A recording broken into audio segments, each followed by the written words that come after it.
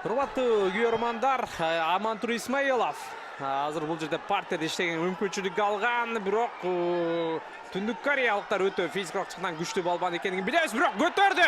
Амантур Исмаилов жана ушул жерден Азамат өтө жакшы керемет 5 упайды каптал калысы көрсөттү. 6-0 жана бир ирет айландырып койсо жетиштүү болот. Амантур Исмаиловдун жана кайрадан ошондой эле аракет жана бүт урматтуу көрөрмандар. Эсеп 11-0. Амантур Исмаилов караңыздарчы аз убакыт ичинде атаандашы Түндүк Кореялык каршылашын утуп алды. Йонг Джин Ро.